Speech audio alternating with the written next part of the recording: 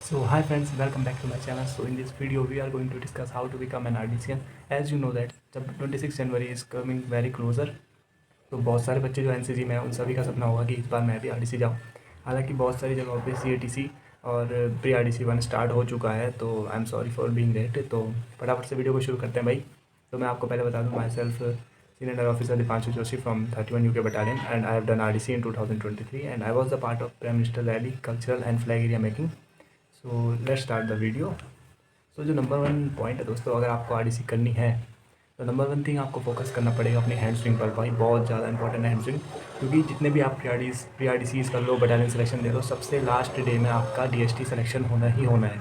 तो आपको सबसे पहले फोकस करना है अपनी ड्रिल पर। मेन चीज़ ड्रिल है, उसमें सबसे इंपॉर्टेंट आपकी हैंड स्विंग और आपके फुट्स का स्ट्रेट जाना। बाकी जो भी इंपॉर्टेंट चीज़ें होती हैं वो आपके पीआई ने आपको बताई होगी। And number 2 thing, if you want to be a part of cultural, so आपको अच्छे से डांस की प्रैक्टिस करके जानी पड़ेगी। अब मुझे नहीं पता अलग अलग डायरेक्टरेट का अलग अलग सिलेक्शन प्रोसेस होता है, तो मोस्ट कॉमनली आई थिंक पीआरडीसी 1 से ही कल्चरल टीम का सिलेक्शन होना शुरू हो जाता है। तो आपको अपने लेवल पे एक डांस प्रिपेयर करके जाना पड़ेगा जिसमें नंबर ऑफ़ फॉर्म्स होनी चाहिए, like classical, hip hop, what ever you know. And it will be icing on the cake अगर आप इंस्ट्रूमेंट में गुड हो, क्योंकि कल्चरल में मेन चीज़ इंपॉर्टेंट रोल प्ले करती है। अगर आप सिंगिंग का पार्ट होना चाहते हो तो आपको कोई ना कोई इंस्ट्रूमेंट आना चाहिए। और बहुत अच्छी बात होगी अगर आप 2-3 इंस्ट्रूमेंट सीख के जाओ तो मान लो आपका सिलेक्शन पक्का है। But one thing you have to remember, आपको डीएसटी और ड्रिल पे बहुत फोकस करना पड़ेगा, क्योंकि at the end of the day आपको डीएसटी के बेस पे ही सिलेक्ट करेंगे। अनदर थिंग इज़, एक इवेंट होता है फ्लैग एरिया, वो बच्चों की अपनी पर्सनल चॉइस होती है कि वो फ्लैग एरिया का पार्ट बने या ना बने। But according to me you should take part in flag area, because भाई बहुत सारा एक्सपीरियंस मिलता है और क्रिएटिविटी बढ़ती है माइंड की। और आप अगर इतनी बड़ी जगह पे जा रहे हो और इतना बड़ी अपॉर्चुनिटी आपको मिल रही है, तो आप क्यों उसे मिस करो। फ्लैग एरिया में आप जाओ, आपकी जो सिलेक्शन टीम होंगी उनके सामने आपका एक बढ़िया, कहते हैं ना, एक मतलब आप उनकी नज़रों में आ जाओगे और भाई आपको भी बहुत कुछ सीखने मिलेगा। Last day of the flag area सबका इंस्पेक्शन होता है, डीजी एनसीसी आते हैं, तो आपको अंदर से खुशी होगी कि हाँ भाई हमारी भी वीडियो बनी है, हमारी भी वीडियो डलेगी। तो ये सब चीज़ें होती हैं भाई। और बाकी अगर मैं अपना एक्सपीरियंस बताऊँ कि आरडीसी करनी चाहिए या नहीं करनी चाहिए, तो यही सबसे बड़ा सवाल है भाई कि आरडीसी करके मिलेगा क्या। देखो, मिलेगा तो बहुत कुछ, उसकी कोई कोई वो नहीं है, सीमा है। मिलने के लिए बहुत कुछ है भाई, लेकिन मेन चीज़ आती है आपको गंवाना क्या पड़ेगा। गंवाना आपको पड़ेगा अगर आप कॉलेज में हो तो आपको अपने सेमेस्टर एग्ज़ाम्स, अगर आप सेमेस्टर वाले हो या ईयर वाले हो, कुछ भी हो सकता है आपको बीच में, इस बीच में, क्योंकि ये पूरा 3 महीने का प्रोसेस है और उसके बीच में आपको बिल्कुल भी टाइम नहीं मिलेगा। तो आपको अपने सेमेस्टर एग्ज़ाम्स में बैक आ जाएगी। Another thing is time.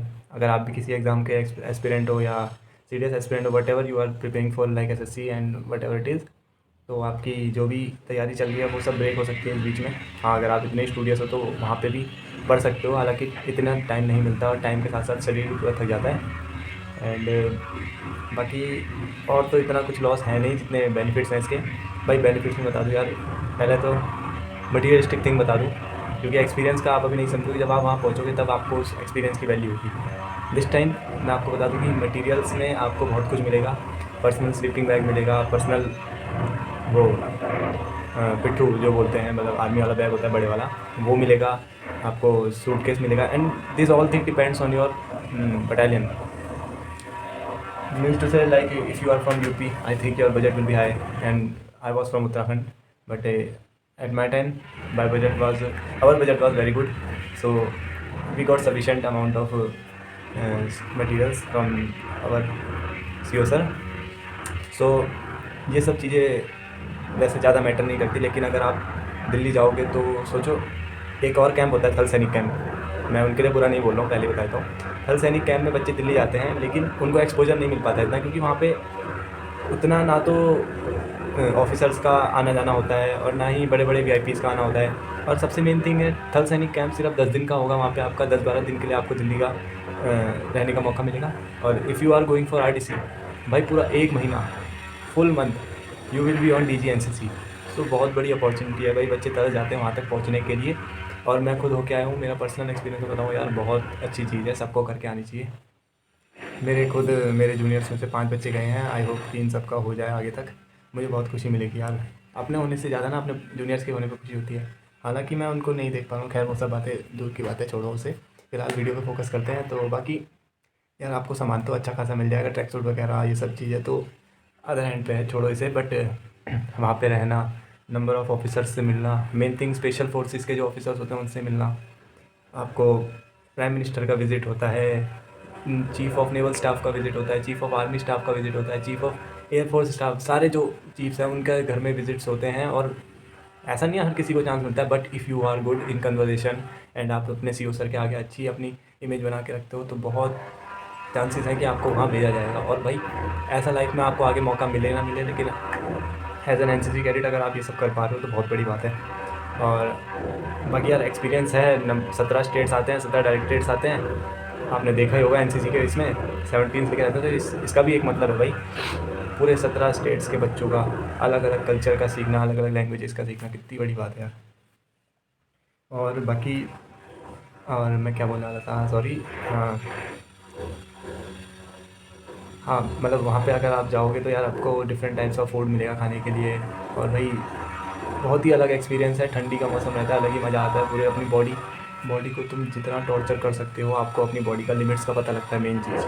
क्योंकि हर बच्चा यहाँ से ये सोच के जाता है अपने अपने प्री RDC 3 के लास्ट जो कैंप होता है वो यही सोच के जाता है कि भाई अब मैं दिल्ली आ गया हूँ, अब तो मज़ा फुल, अब रिलैक्स एकदम।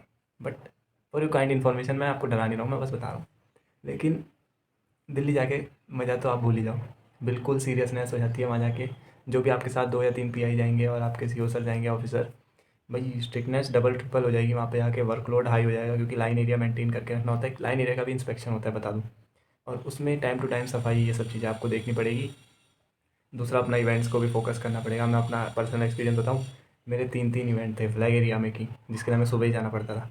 अनदर इज़ कल्चरल, जिसके लिए हमें कभी बुला लिया जाता था प्रैक्टिस के लिए, क्योंकि 17 स्टेट्स रहती थी तो ज़्यादा एक हॉल था, एक ही हॉल है वहाँ पे, तो वहाँ पे इतना जगह नहीं रहती थी, तो टाइम टू टाइम बुलाते थे अलग अलग दिन अलग अलग डायरेक्टरेट को वहाँ जाना। फिर उसके बाद प्राइम मिनिस्टर रैली के लिए भी सिलेक्शन के लिए अपने आप को वहाँ पे शो करना। तो नंबर ऑफ़ इवेंट्स अगर आपको करने हैं तो उतना ही आपको अपने अंदर जज्बा लाना पड़ेगा भाई, बहुत मेहनत लग जाती है। और बाकी जो राजपथ वाले हैं उनको बार बार वहाँ राजपथ की प्रैक्टिस के लिए जाना, और गार्ड ऑफ ऑनर के लिए अलग से।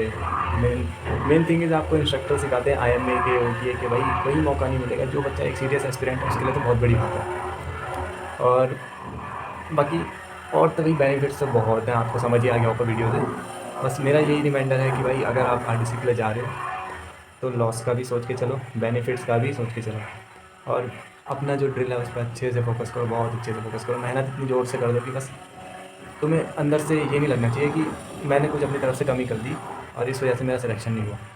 अगर आप मेहनत करोगे ना, ऊपर वाला आपको देख रहा है, कोई देखे ना देखे, आपका सिलेक्शन ना हो, बट आपका अंदर से जो सेटिस्फेक्शन है वो आपको उतना बुरा फील नहीं कराएगा। मैंने देखा है प्री RDC के बीच में बच्चे बहुत रोए, मेरा नहीं हुआ, इसका नहीं हुआ, ये नहीं हुआ, वो नहीं हुआ। पर भाई मेन चीज़ है कि आपने अपनी तरफ से बेस्ट दिया। यही लाइफ है यार, हर चीज़ में अपना बेस्ट दो, रिज़ल्ट तो आगे की बात है, होगा या नहीं होगा। सो आई होप कि आपको वीडियो के थ्रू कुछ ना कुछ इन्फॉर्मेशन मिली होगी। जो भी बच्चे RDC की प्रिपरेशन कर रहे हैं, I am sorry I am late, और प्लीज़ सजेस्ट कीजिए कि आपको और ऐसी वीडियोस में क्या इन्फॉर्मेशन चाहिए एनसीसी से रिलेटेड, मैं ज़रूर दूंगा यार। इन्फॉर्मेशन की कमी नहीं है, आप बस टॉपिक्स डालिए। एंड वीडियो अच्छी लगी तो सब्सक्राइब, लाइक वगैरह ये सब आपके ऊपर डिपेंड करता है, क्योंकि भाई ये काम बहुत आसान है, सामने बैठ के वीडियो बनाना थोड़ा मुश्किल है। तो थोड़ा सा अप्रिसिएशन करोगे तो हमें भी अच्छा लगेगा। और बस इतना ही आज की वीडियो में। अगर इन्फॉर्मेशन अच्छी लगी तो thank you so much for watching. Bye, जय हिंद।